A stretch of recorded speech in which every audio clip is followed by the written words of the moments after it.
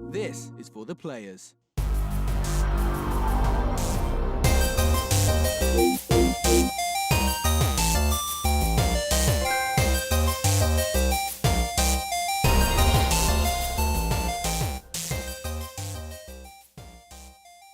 I'm Ryan Betson. I'm Max Cooper. And this is our spoiler discussion around The Last of Us Part 2. Now, before we get into this, Max, we should say a big thank you once again to PlayStation Australia for providing us the code to allow both Max and I to play The Last of Us even before release. Very, very cool. So, groundwork. Everyone. Spoiler territory. It's all happening here. There's not like, maybe no. We're going to say everything. You name it. It's happening. No holds barred. It's, you know, people going through tables and shit. It's happening. No rules. No disqualifications. Ready? I am. So I'm giving them a minute just to like bounce out if they need. to bounce out in case they didn't. And cast are like, oh, what spoilers? And then they quickly get out. All right. Alrighty. Spoiler discussion. The Last of Us Part 2. We can now go down the complete narrative route. So here it is. You ready? The Last of Us Part 2 follows 4 years after the events of The Last of Us Part 1, where we see Ellie and Joel, and they're living in this place called, in like, Wyoming. Jackson? Jackson. I'm going to say Jacksonville, but that's in Florida. Very different. So they're at this little camp called Jackson in Wyoming. They're living a pretty sweet life until this one chick named Abby and her friends, they come. They're hunting Joel, I tell ya. They find Joel. They kick the living shit out of him with a golf club. It's actually shocking. So Joel dead. Spoilers. I wasn't fucking kidding. Right there. Joel dead. That begins the revenge story. This game is primarily based around the revenge of this brutal murder of Joel. So Ellie seeks out Abby to murder her face, and that's what we get for the next 25 hours. Now, Max, where do you want to start here? Do you want to talk about the handling of Joel's death? Because this is the big spoiler. That's the big one. That's probably the most, like, as Buddy puts it out in the chat there, it was visceral, and it was visceral.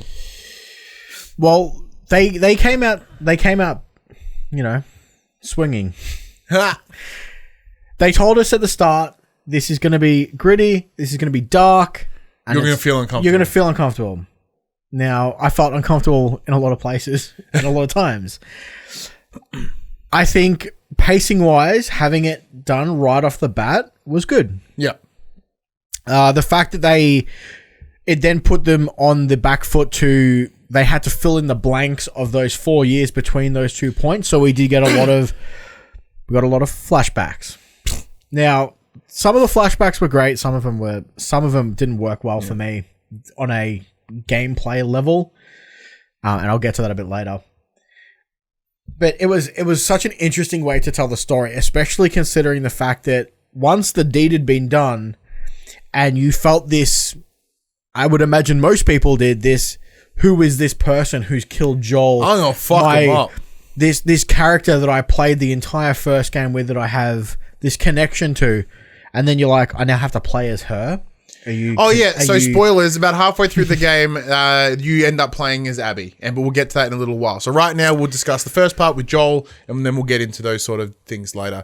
So, similar to yourself, I agree that having this happen at the start of the game was a good way to get that going. I had this sense, this feeling in here that something had to happen in order to push the story forward and to go down that path. So, from the trailers and the footage we've seen, we know something happened. Something fucked happens.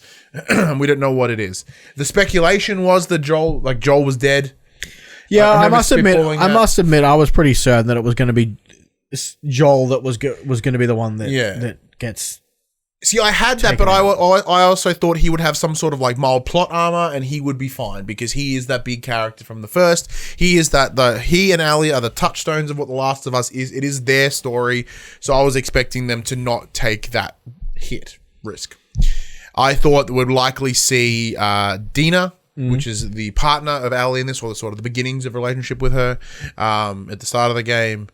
because in the trailer footage that we've seen, we see that it's Ellie going on her own adventure.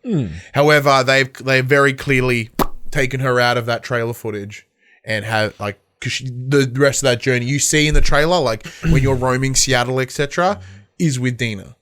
So they were laying that groundwork for that sort of misleading hoo-hoo. But I was worried that they were going to go down that very cliche route of having it be the love interest is the one that takes the hit. Like that happens in everything, and it's boring. Where here, I thought, like, even though I disagree with it because it made me, like, viscerally angry when I saw it, but that's the response they wanted. And, like, it sucks. And it fucking sucks because Joel is a cool character. I loved him. The entire first game is predicated on the relationship between the two. But if you really want to push a narrative forward, if you want to tell this revenge story, like, you're not going to give as much shit about a revenge story of just this love interest. But if you've laid the groundwork in for a character like Joel, you are embedded. You are emotionally connected. Now, did he go out in a kind of a shit way? Yeah, he did. But it's one of those things, a lot of the arguments right now, because of the circumstance is you play as Abby for a small bit of time. She bumps into Joel. In order to get away from a horde, Joel, Tommy, and Abby go to retreat to the little safe house that Abby and her party are at. When they get there, they're like, oh, hey, I'm Tommy, and this is Joel. And they're all kind of like, oh, fuck, this is who we're here to hunt. And then da-da-da-da. So a lot of the discussions around Joel, like Joel would have never made this decision in the previous game. Well, yeah, because the previous game he was fighting for his life constantly. Here he's comfy. He's in Jackson. He's trusting people again. He has a community around him. He's let his guard down. So here he's seen someone in trouble, a woman in trouble, someone similar to Ali's age, and he's probably gone dad mode again. He's like, all right, cool, I'm going to help you out. So like, as he has aged and got comfortable, he's dropped his guard, he's got weak. And the second that guard got dropped, he got fucked up. Also pointing out, at this point in time in the game, we also know that Ali and Joel have had a falling out. We also come to learn later on as well. Which adds so much more as you progress in terms of like the sorrow and like the that comes with the having Ali see that. Now, it was rough. It was rough to look at. And so when we were playing it, we're in a small little chat, and Paul James from Player 2, he messaged me and goes, "Nah, I'm done for the night. I'm gonna go back this later. I can't do it anymore." Because that was like, he was about half an hour behind me. So I'm sitting here like in this spot just crying. And I was just like, I can't believe it. And then very quickly that emotion became, I'm going to murder this woman. I'm going to find her in this game and I'm going to murder this woman. So if anything, it delivered the exact response that they needed, because I was like, well, I'm motivated to get to the end of this game where I throat this woman and it's going to be awesome. Because at that point I've stabbed a bunch of throats. Let's have a quick look at the chat here. So Dash goes, I feel like they were preparing for it in the first game, whether it was Ali or another person that offed him. Yeah, I'd say so, because he was left pretty wounded. Like I honestly thought he would have died between games. I thought that was where they were going, but they went a different way with that.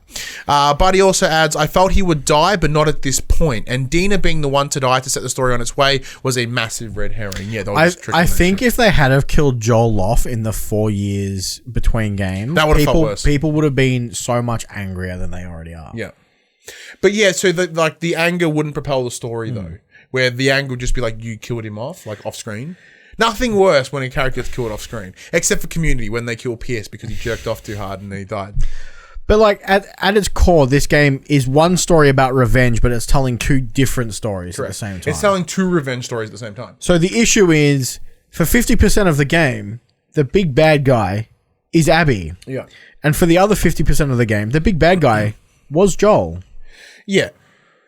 Like, spoilers for Last of Us 1, he literally condemned the entire world because he saved Ellie. Yeah, so and that's one of the things that I never considered until like sort of upon reflection was like, yeah, Joel is the bad guy. Like everyone's like, you know those moments like what happened to the needs of the many outweigh the needs of the few or the one. Yeah, and he's just like, you know what? I care about this girl. I'm going to save her and screw everyone else. And I think what this, apart from revenge and redemption, which we'll get to in a little bit, this game is very focused on choice. and the consequences of those choices. So having Joel get fucked up by a bunch of ex-Fireflies, that's consequences for a choice that he made. Like, just because he was the hero of this story doesn't mean he can't have the same response. But like at the end, but when they show the flashbacks of Ellie finding out, he's not even the hero of that story because she hated him for it. Yeah. She's like, I wanted my life to have meaning. This was the one thing that I could do for humanity, and you fucked me. Yeah. And like, so Dash points out in the chat here, he did it wrong. He killed innocent men. He killed innocent men. He destroyed a hospital. Even in our real world, it is like fucking war crimes to take out medics and hospitals. But like fucking war crimes. But like at the end of the day, everyone that's been infected since that point is on him. Correct. So absolutely correct. You know, he is the bad guy. Like we played the game as the bad guy. Yeah. And I love that. I love that putting it on a head. It's in the exact same way of like when you watch Breaking Bad. It's the same thing. Walter White, everyone's like, Walter White is awesome. Like, no, he's a fucking piece of shit. But that's what makes the show good. Because he's shit. But yeah, so as Max was stating, there does come a point where you sort of get to a moment where you've been hiding out with Ellie and Dina, and then Abby shows up. Bam, she shoots fucking some guy, Jesse in the face, another character, the sort of auxiliary character, and then transition to 3 days prior, and you get to be Abby for the lead up until that moment where she faces Ellie. So at the essence of what they're doing here is they're providing two sides to the same coin. So it's two stories going on at once, but from two different sides. What I loved about this specifically, now how it was handled was a little bit wrong, but from an on paper idea, what they're trying to do is they're trying to get you to understand sympathize with both sides of the story, because for Ellie feels that she's valid. Her actions, her goal, her desire to destroy Abby is valid because of the actions that took place to Joel.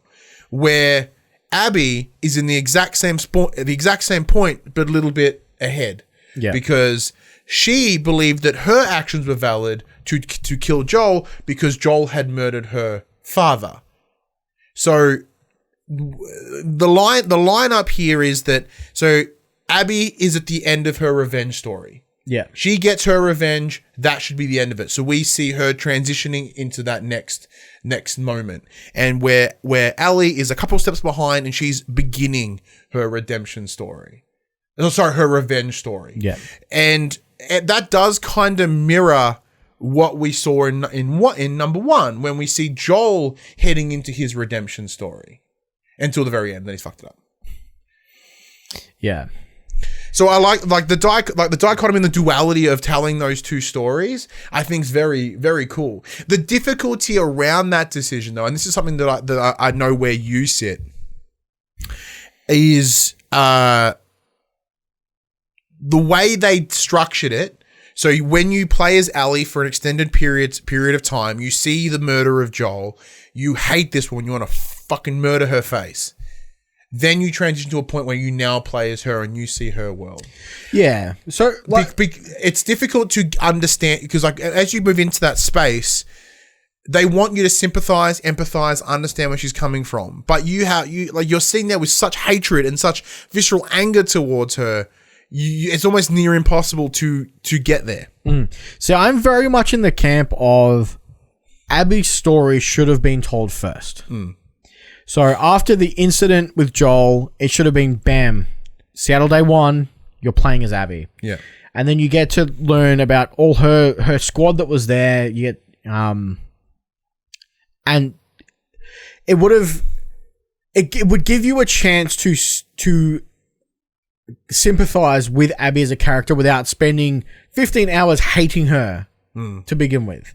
Because by the time I got to Abby's story, it was like, why are you making me do this now?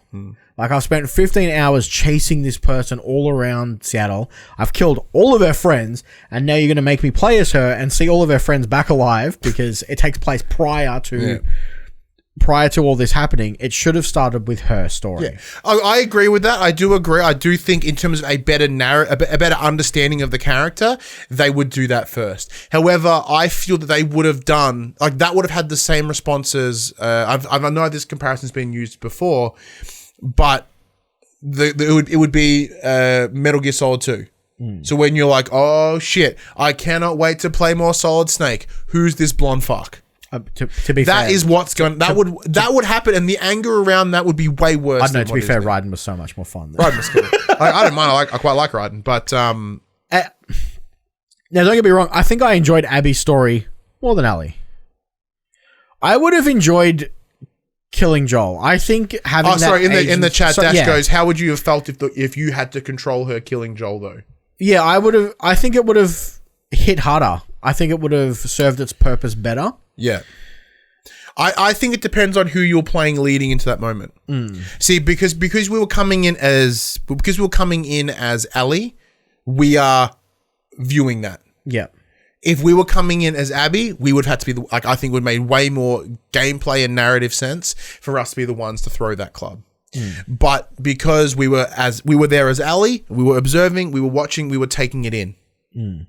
So to swing that, and that could be a bit different. So Dash goes you, but Buddy also jumps in. He goes, I don't think it works as Abby first. Knowing her reason before Allie's blind rage would have made Ellie harder. Because that's one of the things. Because like there has been sort of discussion around it, because it is a revenge story, and revenge stories have been sort of done over and over again. That it's it's kind of it is a baseline story to begin with. I don't know, because like Buddy said about playing Abby first. I think because you play as Ellie to that point, and I think once you've witnessed it, you already knew how pissed she was in that cutscene alone. To be playing as Abby straight after, I don't think would have taken away us knowing her reason for her blind rage towards Abby. But saying that though, like, because as we were discussing before, with Abby, her story is all around redemption. So we're seeing her realize what she has done and how it did not deliver the results that she expected it to. So then she is on a path to better herself and not be that, because she as a person, her entire motivation from the moment that her father passed was to kill Joel. So that's years. And like, that's why she is jacked, because she wants to become this fucking ultimate killing person. Right? So then she gets there, realize none of it was worth it because I feel just as shit and it doesn't change anything. So I think I do kind of agree with Buddy a little bit that it would, like, when you do that transition back to Ellie, you're like, oh, I don't know how I'm going to go about doing this, because like I've seen that Abby's not garbage and Ellie is so, like, it actually puts Ellie in a worse light, which I think also kind of works narratively, because this is all about the decline of Ellie. So but I think at the end of the day, if you play as Abby first, you learn her reasonings, you get her redemption arc, you get her character growth, you realize she's not as bad of a person as she is, and then the fucking ending makes sense. Yeah. Ellie realizes she's not that bad, and she lets her go. True. And that's why, because we've played as Abby, we've experienced her story, and like I get the fact that Ellie was pissed because, not only did her essentially father figure die, she also never got to make they never got to patch up this breach that they had between them from the hospital scene. Yeah. Like, because you get that in a flashback. She's like, I want to try and forgive you, but I can't right now. And then next minute, he's gone. Yep. But I think that as a decision, that's because that is a realism. That is a realism, because you never know, the last conversation that you will have with someone may be in fact the last conversation you ever have. Like, for all we know, fucking know, this may be the last conversation we ever have, and it could, and good or bad, that is a thing. Yeah. And I, as I said, I do believe a big theme of this game is choice and consequence, and because everything, like, everyone's like, why would Ellie make that choice? Because she's blind, she's focused, and she is fucking full of anger, and anger blinds you. Anger fucks you up. So like, these like, I wouldn't make those choices. I'm like, yes, because you haven't seen someone get fucking murdered with a golf club, and then therefore you haven't been wanting to seek out that level of revenge. But okay, so Buddy also says by the end of Abby, I definitely didn't want her to kill Ellie, but by the end, I didn't want Abby to die or Ellie. That's the way I feel they did it worked. I think that's good. You and I were debating before we went live around whether she should have killed Abby. Because, spoilers, by the end, you catch up to her and shit's gone down. Like, Abby's fucked up.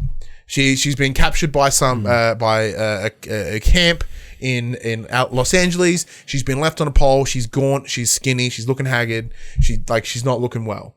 And then, even in that, Ellie does not have that sympathy to be like, you look like shit. I should probably leave it there. No, but she instead decides to still go down that route because she is straight up blind in her motives. Let's see what Sean got. All these characters seriously messed up living in this world for so long, they shouldn't expect more rational choices. That's 100% true. Like, when you've been living like Survivor and Dog Eat Dog for the longest amount of time, you're not going to have the same rationale that we would have. Yeah, of course. In this world.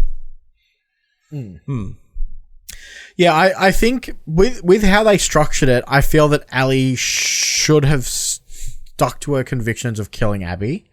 But if they had to reverse it, I think the ending would make more sense by playing Abby's story first.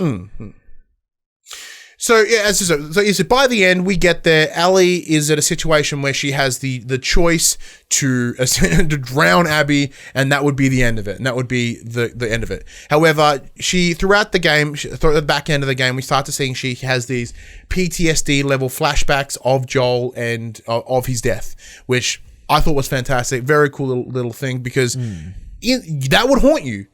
That would fuck you up. But in that moment, she has a flashback about Joel, but a positive flashback of Joel. It's like that she's come to the other side of it. It's very weird that she would have that while she's fucking choking a woman out, but whatever. And then she makes that choice to end that and let that go and step away from that. So then that's her entering her redemption story without having to take a life. Yeah. Justin, so from what I've seen from other reviews, Abby's story and the world is much more interesting. In some ways, I think it's very cool to see how the others live, because I think it does take a level of like sympathy and empathy to be able to understand Abby's motive, especially after playing it. Like, cause when that first couple of hours of playing as Abby is fucking hard. Cause I'm like, I don't care about anything that you're doing. Like, I fuck you so hard. I got no time for who you are. Then you start to see cool characters, and you're like, okay, yeah, all right. And like by the end, like, do I feel sorry for Abby? No, not at all. But I understand where she's coming from. Yeah, I feel empathy, and I think empathy is something that is lacking in general these days. And just like that line in the sand, divisiveness, I think, a bit like that's the tribalism that we live in right now on our day to day. Buddy also adds, I don't think Ellie lets it be because she understands Abby's motivations, but more about how it accomplished nothing and what it has and will cost, including her humanity. Because at that point, Ellie's lost everything. As you said, she had that perfect ending. She's sitting on a farm. She's sitting on a tractor with a child and a partner. She is living what would be the best life. Right? In this world, in this circumstance, this is the ultimate ending. And I personally, like, even though I loved that ending, I thought it was very kind. I think that would have done a semi-disservice to the game, because at what point have any of them done to earn that ending? The happy ending. I mean, you see Ellie get pretty messed up when she kills Mel and she realizes that Mel's pregnant. Yeah. And she's like, she makes that connection between Mel and Dina. Yep. She's like, maybe I have taken things too far. This is the point. Because because obviously, at the end, you see the scene where Tommy comes and he's like, you promised me we were going to get this. We were going to get her. And she's like, well, I've made my choice. I don't need to do this anymore. And then all of a sudden she's like, no, you know what? I'm going to do it anyway. Like, it's almost like she had made the decision to leave things as they lie. She was happy where she was. And then out of the blue, Tommy rocks up and it's all of a sudden I'm doing it again. Which, might I add, how the fuck did Tommy survive? If you want someone that can just miraculously do anything, apparently it's Tommy. Not even the main characters in this game could survive. But Tommy, no, he's not. He didn't just get like his leg blown out. He got a shot in the face, didn't die. Turned out to be some incredible sniper guy. Like, Tommy was just everywhere. He looks like shithouse now. Like, but I think that's the point. I think he was to demonstrate that. What will it cost? What will it cost you to get that revenge? Because remember, there was a point in time where Tommy was like, "Nah, man, don't chase down that," and then he went, "Fuck you," and snuck away. So I guess it wasn't really that point at all. But as we get that final scene, right, when we see we see Ellie return to the farmhouse, the farmstead. She goes in, she sees that Dina has fucked off, leaving all of Ellie's shit in that room. So she has completely separated herself from Ellie, which is, once again, that is a consequence of the choice that she has made. And additionally, she sits there, she goes to play the guitar, something that Joel gave her, like in terms of the guitar itself and the physical like ability to do so, because she, there is that connection. That was their bonding. Like, I taught you how to play guitar. Here's a song that demonstrates how important, if we are as a duo. They played that song by Pearl Jam, and it's just like, this is what connects us, what binds us. And her so motivate. Oh, and wife, yeah, of course. And because they're so motivated, she was so motivated on her journey for revenge. It literally cost her not just her family, her wife, her child, her friends, her family. Like, it cost her her ability to play, to have that one thing that connected her to the person this was all about. Like, when that infected ripped off her fingers, she physically cannot play guitar anymore. Bit them off. You bit them off? Abby bit them off. Oh, that's in right. The final fight scene. I got that mixed up with the part where Abby gets jacked outside the house. But yeah, there you go. Bites off her fingers. So, like, even worse. Even worse. So she's sitting there like, I can't, in terms of everything that I did was for me to assist me in the memory, the vengeance around Joel. And I can't even do the one thing that I would want to, like, that I have with him, that connection, that memory. Yeah, and then, like I said, like, which is brutal, because at the end she's like, "Oh, fuck it," and puts the guitar down and leaves. That part I didn't really understand, like walking off into the sunset. That was. What was she gonna do? Sit in the house by herself and play two-fingered guitar? Like, you're like, no. It's also interesting that they've come out and said that they have no plans for DLC for this. Yeah. So that's it until if they decide to make a part 3. They also had no plans for DLC for, like, Uncharted, I don't think. Oh no, they did, because they had a season pass, same as Last of Us. I take that back. So yeah. Did you watch the cutscene at the end of the credits? Did you see the boat pull up with Abby at the where the Fireflies were? So they arrive at Catalina, whatever it is, and so they made it. And I think that's brilliant, because one of the big messages in Last of Us Part 1 is having Ellie be that point of hope. In this dreary world that's shit and horrible, she was that beacon of hope. And it was sorry, Cass in the chat. Shit, there was a cutscene? Spoilers. Oh yeah, spoilers. Sorry about that. And like, there's always after that was that scenes. point of hope. That was the beacon. That was the light in the darkness, right? The idea, and this is like, that's a little bit additional in terms of the imagery. The fireflies are light and darkness, right? Yeah. So that was it. The goal was to get there, right? And that was where they needed to go.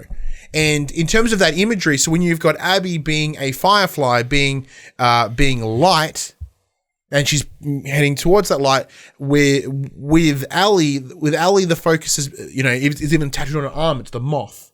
And what do moths do? Moths are drawn to light.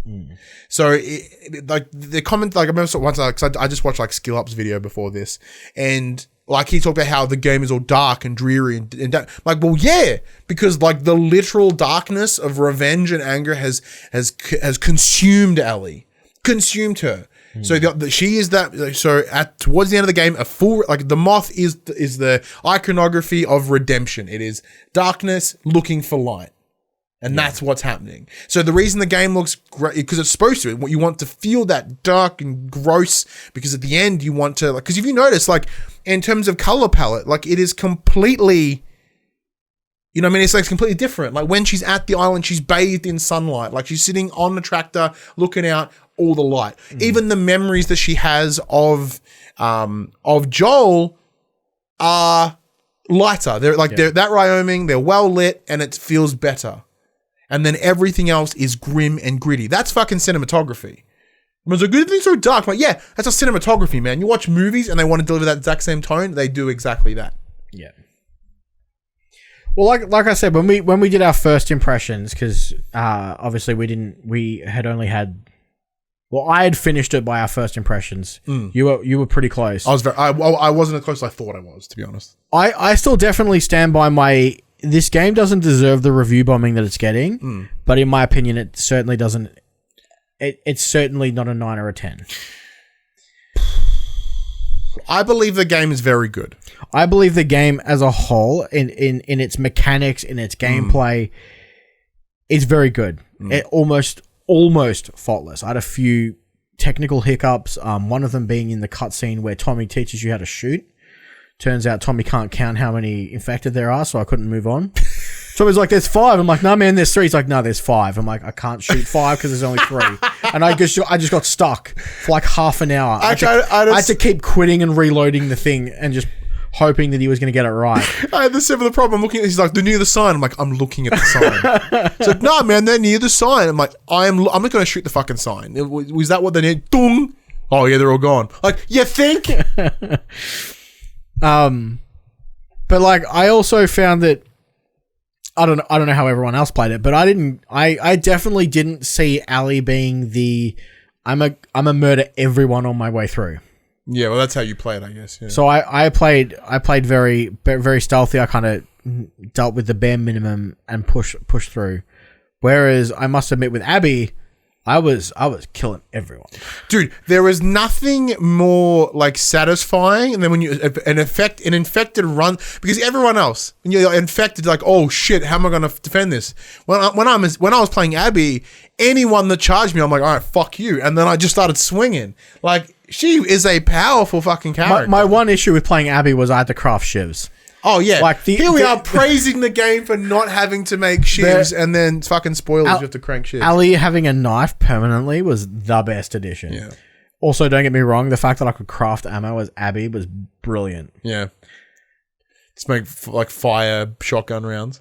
And that hospital boss at the bottom, Clicker King or Rat King, whatever that dude, like I played on survival mode. Yeah. That dude took me so long to kill.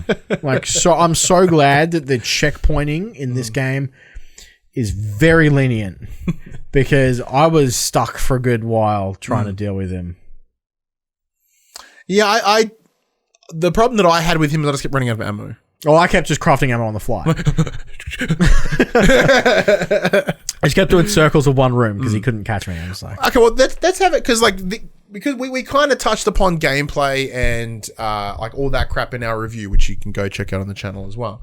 So this is more about breaking down that like story narrative, I guess, and the things that are connected to that. So how do you find like the auxiliary characters? I mean, like Jesse and Dina and Lev and his sister.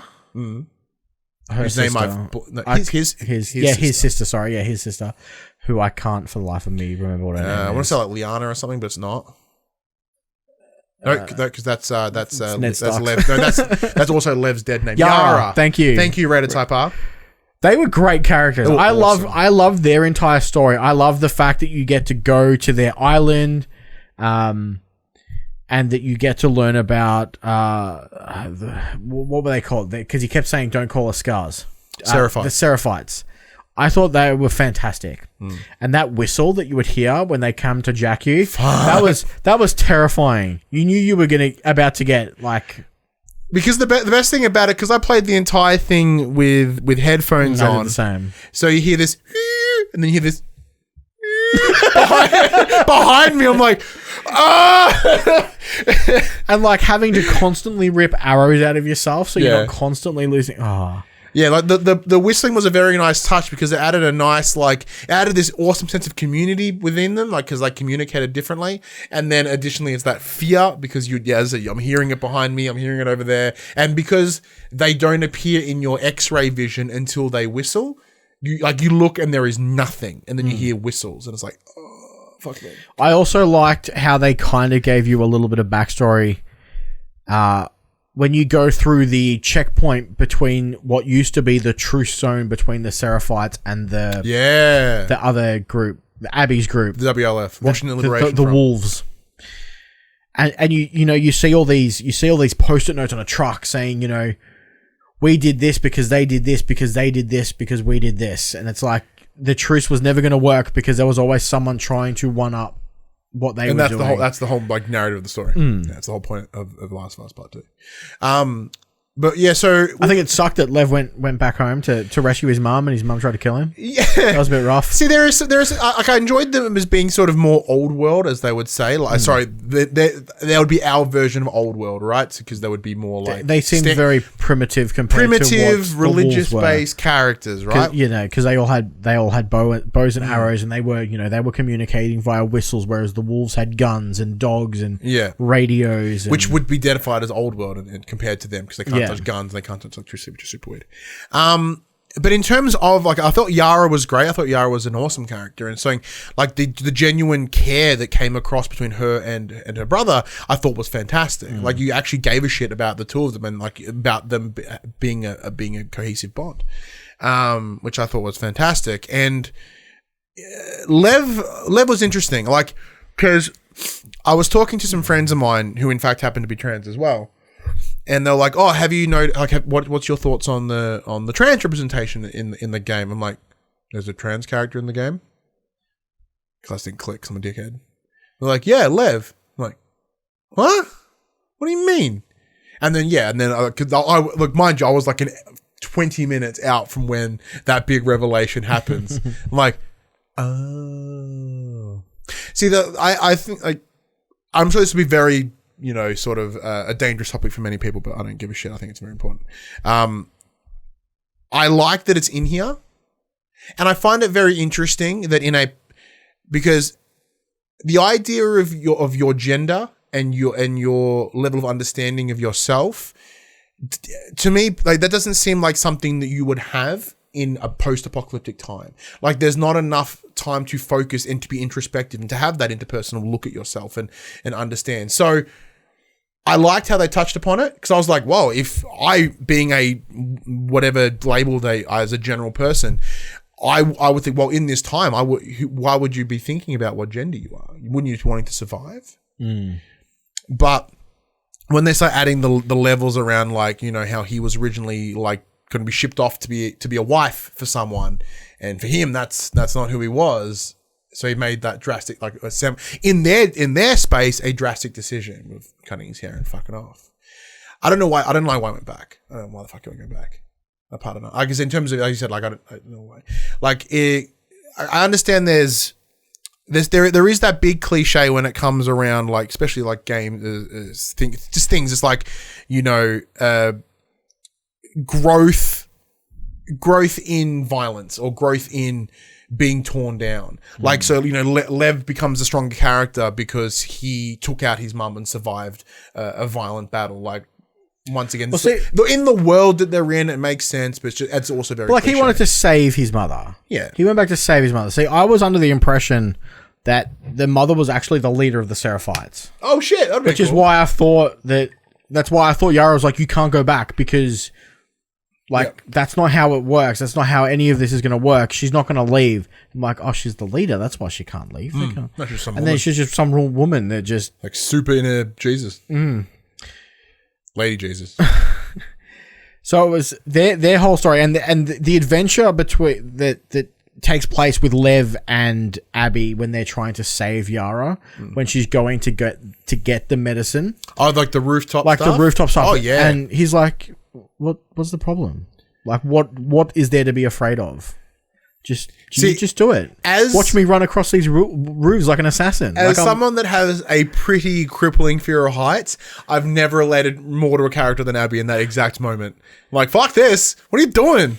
Don't climb the roofs. I mean, it was a lot faster. Yeah. So, but what's your stance on like when it comes? Because like in terms of the hot button topics around this game, like the more liberal things, more progressive things like trans representation. What's your thoughts on that? I think it's good. Yeah, I think it deserves to be there. It wasn't. It's not like they forced it down. They forced it to the front.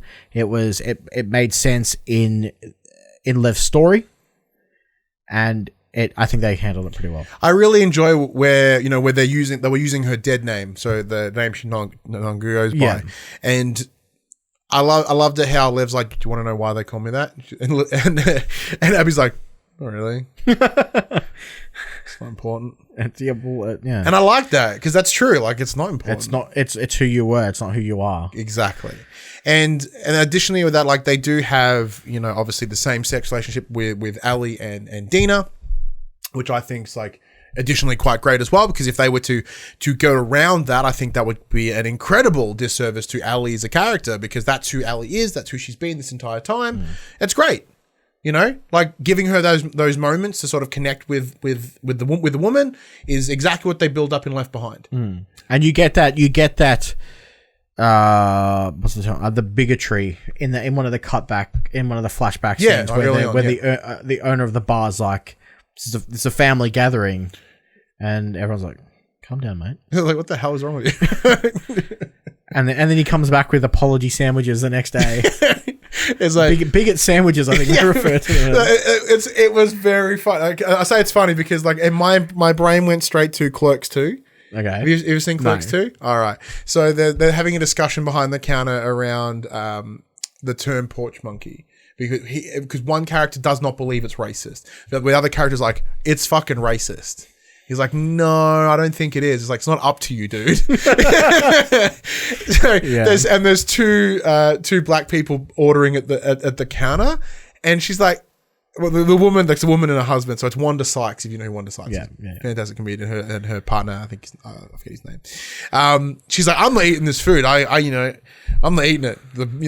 Made by a bunch of hate mongers. And he's like, no, man, you can't taste racism. And then takes the burgers. And I'm just like, the same thing. He's like, he gives it to Jess. Jess is like, sweet, I can't taste bigotry. I'm in. It's like, woo, free sandwiches. And then additionally as well, because to add to that, I guess that more progressive idea is like with Abby. Like Abby is like she's pretty non-binary looking. Like, well, she's like MMA level jacked woman. I mean, I mentioned it to you. There is a scene at the end where Ali is looking for Abby, and she comes across the guy that captures her, and she's like, "I'm looking for Abby," and he's like, "I don't know that name, but if you're looking for the girl who's like big jack like me, who's got arms like mine," and she's like, yeah. And he's like, yeah, she's at our camp. But I just love it how he's like, I'm bleeding out from the leg, but look at me. It's just like, all right, it's very weird. But once again, I do like that. I think that's an awesome, because she made herself a machine, and in terms of a physical machine, that's what you would do. That's what you would build. That's what you become. And you've seen comments around her, like, do you even have any boobs? I'm like, yeah. You know why? Because I bet her body fat percentage is like fucking 1%. You know what boobs are made out of? Body fat. You're jacked. You don't have them. You have pecs. Yeah. So, but going back to like the auxiliary characters. Yes. Abby's whole group sucked. Abby's whole group sucked. They were the most boring people I've ever met.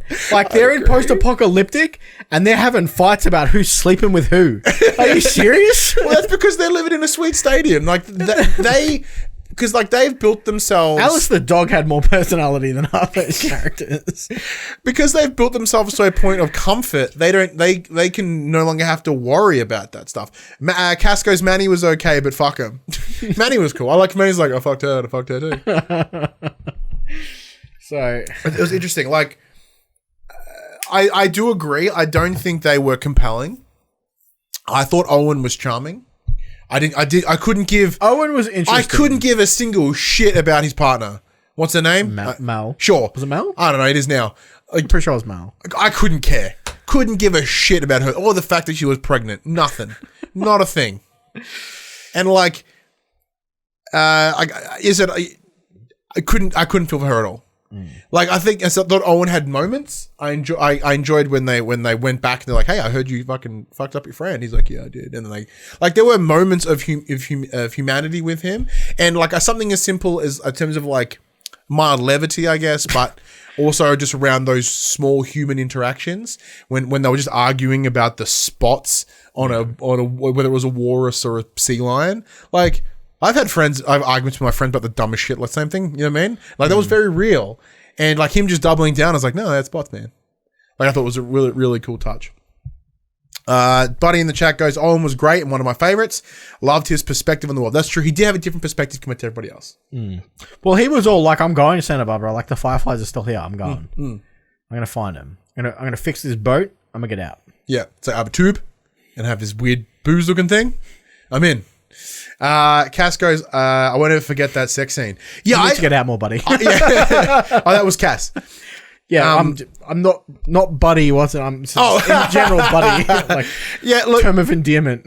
For me, it was. I understand. Like, I get why it was there. Sure, cool, whatever. But it's just like, okay, I wasn't expecting some random side boob, but cool, all right. And you know, straight up raw dogging it in the post-apocalyptic, bold strategy, Cotton. He's already got one person pregnant. Yeah, okay, but yeah, so like, the only thing that I found interesting about Alice, Abby, and her friends is that when you shanked him earlier as Ellie, and you go, "Oh man, you're the Vita girl. Yeah. I stabbed you in the face." Yeah, you know, and like, and that's probably the biggest connection for me. Is like you just remembered them later, like. But like, if you look over on Allie's side, when you see like Jesse, I thought Jesse was fine. I enjoyed the things that came with Jesse, as in, you know, Dina was pregnant. He was the father, you know. Well, there you go. There's so that's actually like Abby and Allie had a very similar story there. The person the person they were interested in had someone that was pregnant. Like, they were both stuck in similar triangles. Like, there is that lot of that duality between them. Yeah. So there is that tension with Jesse because, you know, Dina herself is very clearly very sexually fluid. When the lion's hungry, she eats, you know, and like, she's had the previous relationship with Jesse and now is carrying his child, but she's also seeing Allie, and then you sort of see Allie get those moments of jealousy and sort of self-consciousness around Jesse, which are very real. Yeah, very real moments. It's like when you're with anyone, like when you have a partner and you see them interact with anyone from their past, you're just like, oh, gotta get over that hurdle. Yeah. So I did quite like that. I thought, and I think Jesse did bring a lot of like charm as well. I thought he really had a good energy about him. Mm-hmm. It's a shame he got shot in the face very quickly. He died real fast. I mean, same as Manny. Manny died real fast too. Yeah, didn't Tommy shoot him in the face? Oh yeah, big time. Again, that duality of the story is like, you know. Well, if you want to shoot someone, it's probably the best place to shoot him in the face. So I guess. I mean, to be fair, Tommy was like sniping it for days. Yeah, that's very true. So what's your thoughts on like Jesse? Because like I said, like you said, so Abby's cohort. You weren't super stoked on, but what about Allie's cohort? But Dina. Dina was an interesting character.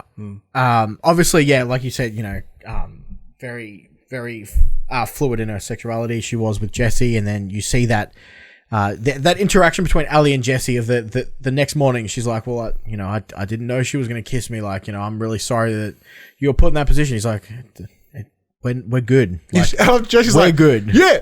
Yeah. He's like, well done, man. Like, Tommy aimbot. Yeah. So they had that obviously because they weren't like sexual rivals. Yeah. Because they were just they had each other's back. They were looking out. And, like, obviously Jesse went after Ali and Dina once they left because he's like, you can't do this alone. You need people around you.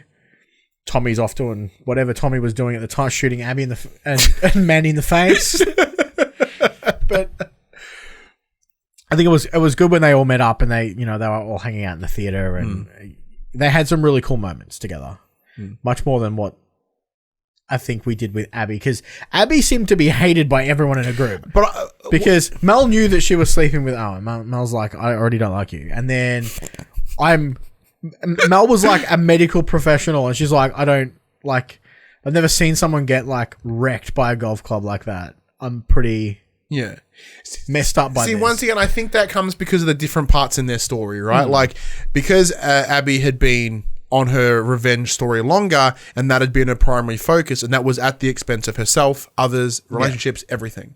So whatever bridges there were, she burnt on her progression to getting to that point. And then when she got to that point, and then she did something fucking heinous, and everyone saw it, they're like, "You fucked up, woman."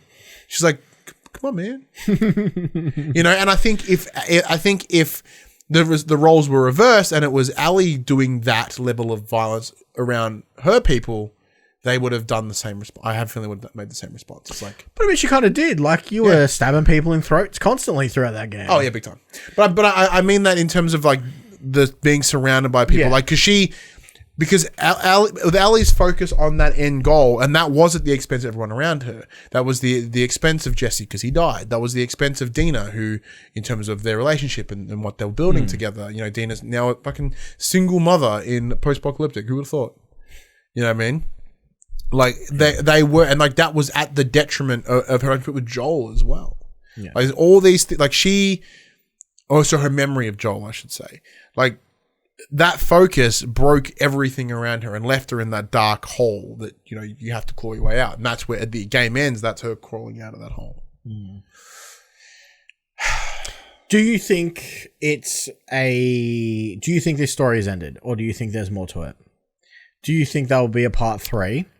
And if there is it going to be Ali and Abby again? Are we going to see more of Abby with the Fireflies? Or are we going to see Ali work her way back to Jackson and try and repair everything that she's lost? I think it goes, there are two ways that it can go. I guess, well, yeah. So, because as we said, it's all about those. Because I think a lot of people would be very upset if this was the end of that story. Yeah, I think they could probably get one more out of it, and but that story would be the redemption of Ellie.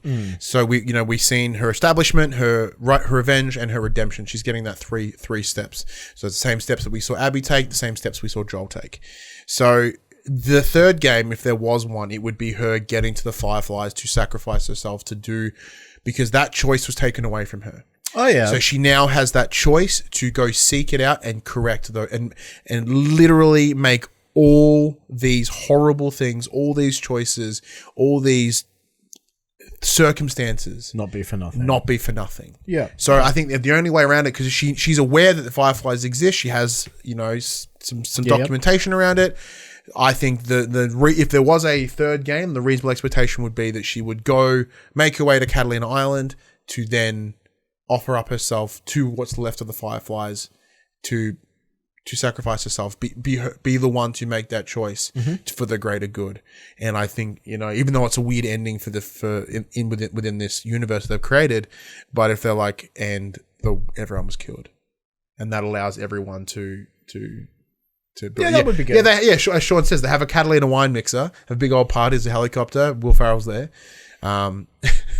John C. Reilly on drums, and then like that would be the transition, because I think like we're not going to see another like and then back up again. Like the story, it has to be her ascending. It's like whether she goes to Jackson, tries to rebuild.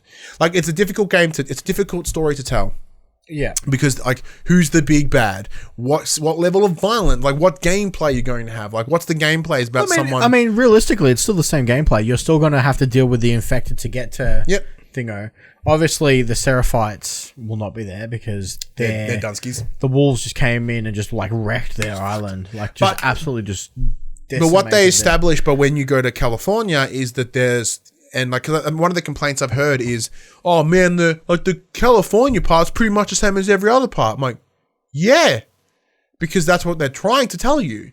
In this world, like, people are surviving in factions. They're creating their own little tribes, and that's killing life. So no matter where you go, you will face the same level of tribes of people that are just wanting to survive and survive at all costs.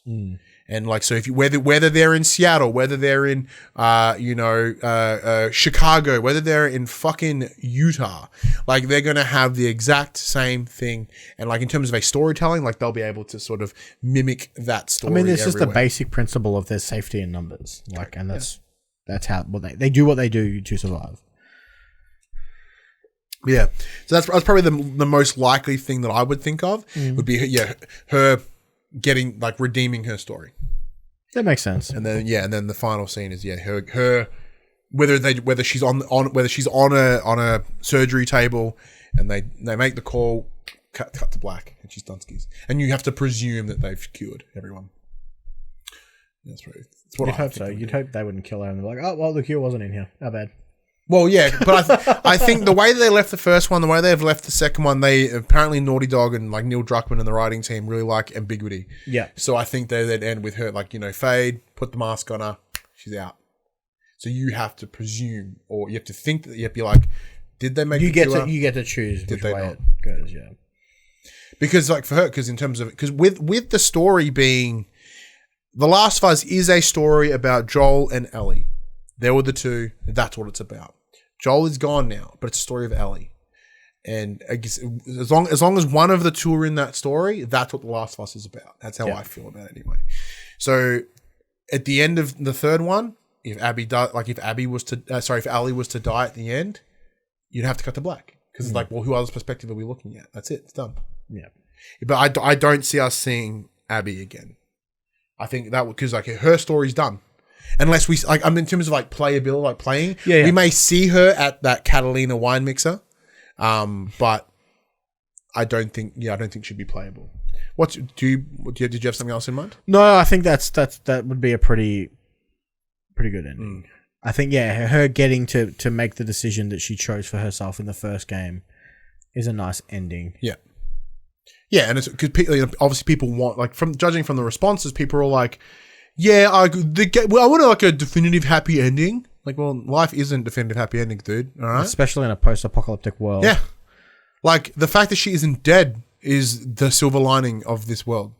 So I think if they go down that route and make it super tropey and like, only time will tell. Only time will tell. Even if we did, I don't think we'll see it for a little while. Hopefully, the multiplayer doesn't take too long. Yeah, because I know Buddy would be like peeing his pants. I'm super keen. Yeah. Well, and then they also kind of built that in there, like the idea of the WLF versus the Seraphites. Like, there's already two factions. Boom, and then they can have the third one in there. They can just throw punches in there. Who cares? Just make them up.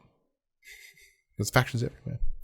But yeah, so to sort of wrap up those certs now that we've really touched upon it, like I think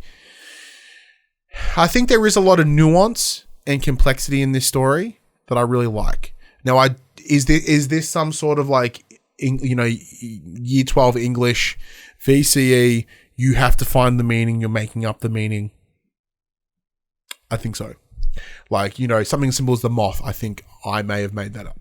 Yeah. Like, that's an interpretation that I had. Maybe sometimes the curtains are blue just because they're blue. Yeah, exactly. Like, maybe some of this game is as straightforward as it is, and it's like, oh, the moth look cool. Like, that could have been the case. I think there's enough nuance in there to really deliver something cool. Now, is it the masterpiece that everyone says it is? In some ways, yes, but I think for what it's trying to be in the medium that it is a clear standout. Like, it's visually stunning. Yeah. It's focusing on a narrative and a story that simply other genres, other companies, other writing teams, other developers would not touch. Because the idea that we're going to intentionally make the player feel uncomfortable, we are going to intentionally make decisions that they will not like because we have an idea in mind, we have a story that we want to tell. That is like that shit. The game on 9 times out of 10, the game industry don't do that. The game industry is all about making money, trying to do their very best to make players happy so they can get more money. Like it's that reoccurring model, right? So like even the idea of a sequel should do more, it should do this, it should do that, because they want people to buy it. Yeah. So even in this game, like the gameplay, yeah, it's pretty much the same. It's refined, but it's the same because they want to deliver that same experience. Because this is a part 2. This is a number 2. It's part 2. It's the same story. So if it drastically changed, well then like that's clearly a sequel. So there's that. So like game industry, it also has that people sort of like coattails, right? So like whatever the success is, another company might say, I want to make exactly that game. So then that's when we see a lot of games that look the same. We see a lot of Fortnite looking games when there's some of the animation, the visual palette. Yep. We see 1,000 looter shooters. We see, all these games that look the same because they're approaching the games different.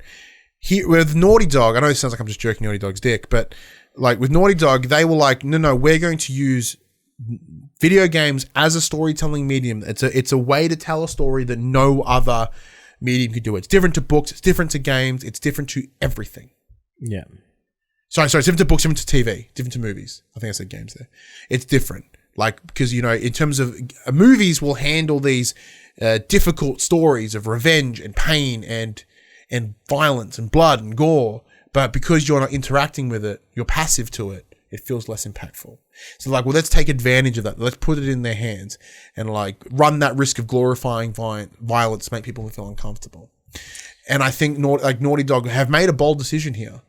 I do think in some ways it's not quite as good as number 1, but I think with number 1, what people liked about it, what people made this game so brilliant is because at that point in time, we had never seen anything like Last of Us. Yeah. So I think the expectations of this game were so high that I believe that they were going to never be able to achieve the same heights. And additionally, I think the leaks alone caused a massive hit towards the game. Oh, so like I think if people experience what they saw in those leaks within context, quote unquote, or within the gameplay experience, we would still have many who have the same response. But I think it'll be very different because a lot of people's responses are, "Oh, I'm not going to play that game because of this." I mean, they obviously are. They're breaking sales records everywhere. Yeah, like people. That's what I love about the internet. They're like, "Oh, I'm going to boycott this game." Yeah, so you're playing the game. Like, yeah. I mean, they did it with Pokemon. They're like, "Oh, we're not getting all of them. We're gonna boycott it." Did you?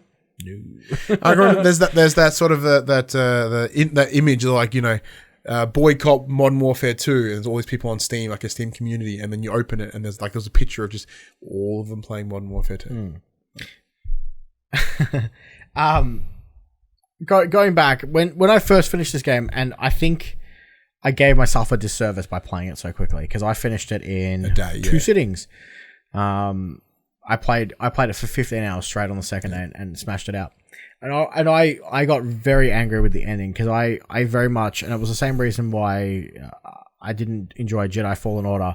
It's because I spent 20 odd hours working towards this ending that I expected to get, and then at the end they're like, who cares? Yeah, I don't. Now, granted, having time to think on this since then, my mind's been changed, and I think what I said about playing Abby first would have made it make sense to me, and I think it would have played out better.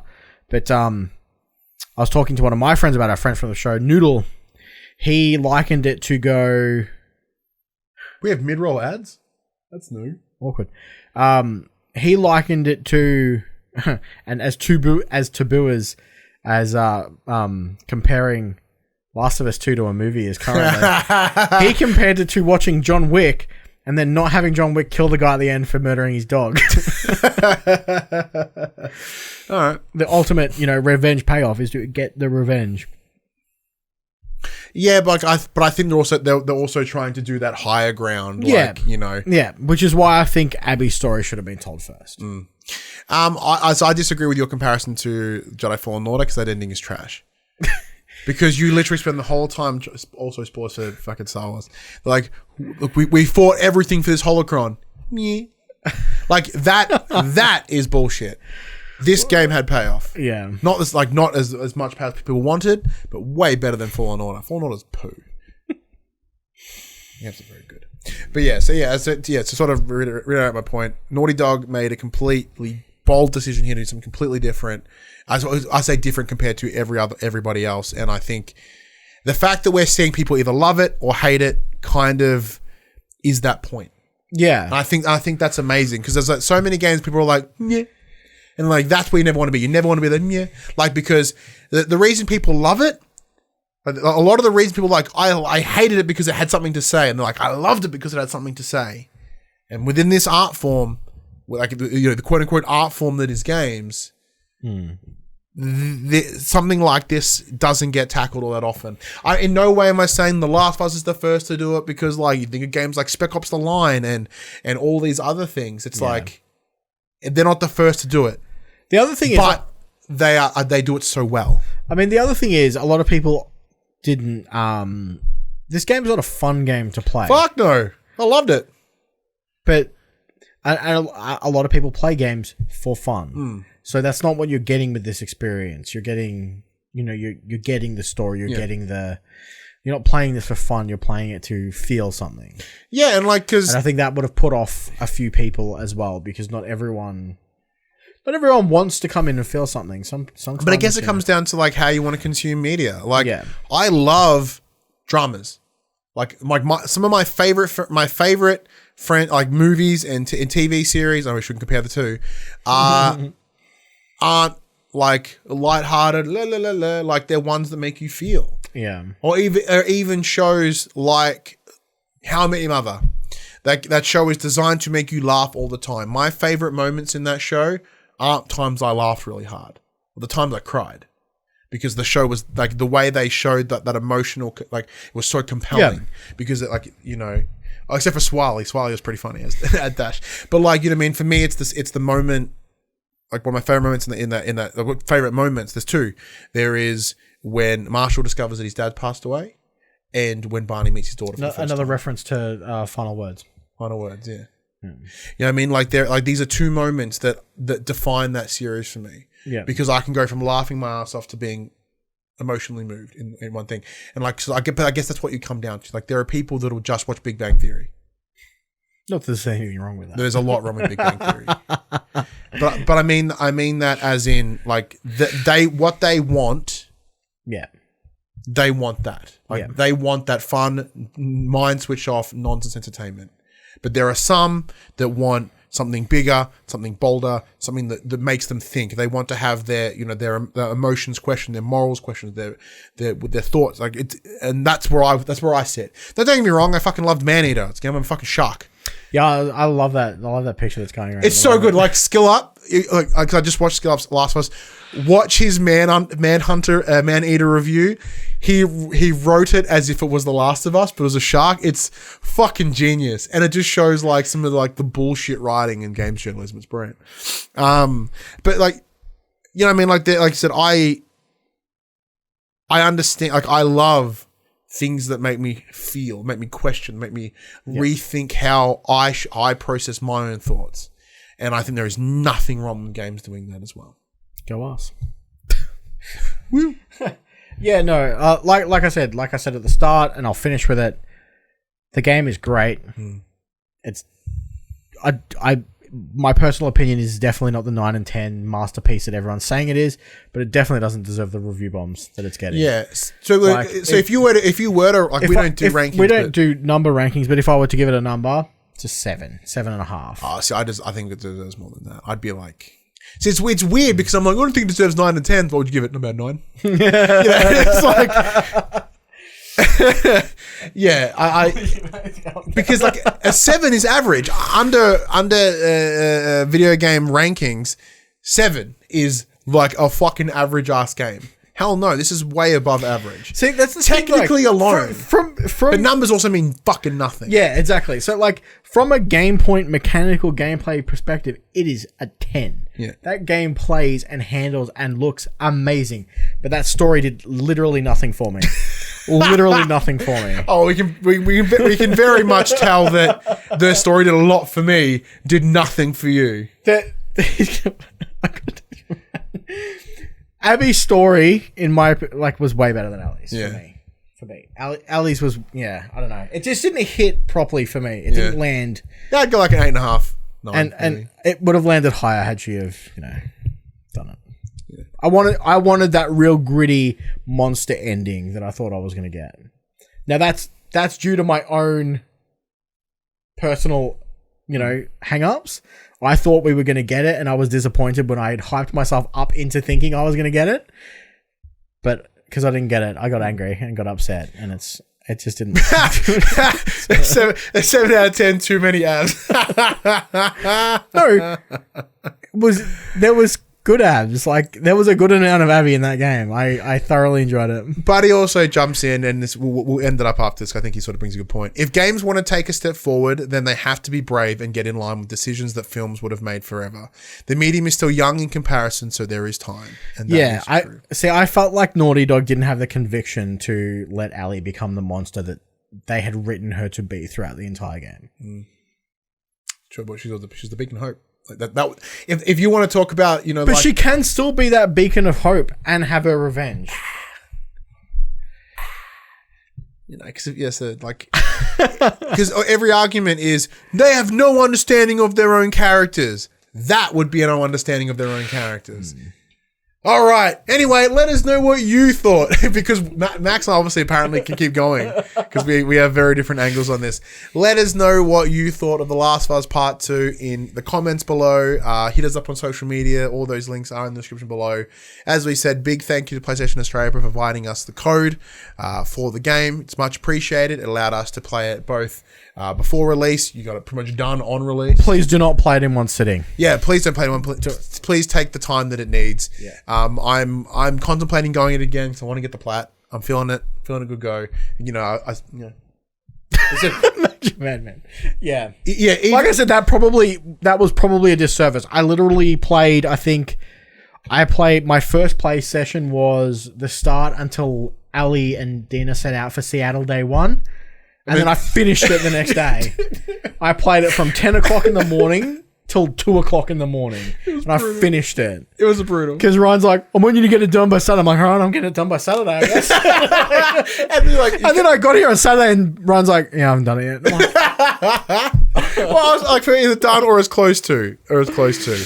All right. Big thank you, everyone. We much appreciate it. Hope you enjoyed our discussion, our spoilers around The Last of Us 2. But until the next one, I'm Ryan Betson. I'm Max Cooper. And that was our Last of Us 2 spoilers. Please be kind with your Twitter comments at me.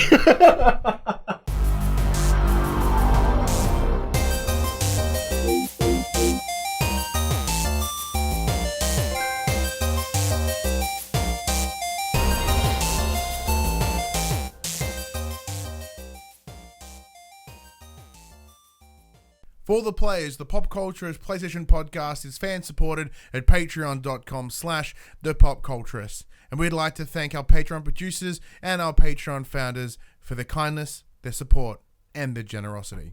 Our Patreon founders: Alpha Ferret, Craig O'Flaherty, David Chataway, Jesse Stevenson, and Jacob Garner. And our Patreon producers: AJ Abatomi, Damien Holdies, Kyle Dunn, Lee Wintershoven, Nathan Massetti, Paul James, Pure Mongrel, and Sean Levitt.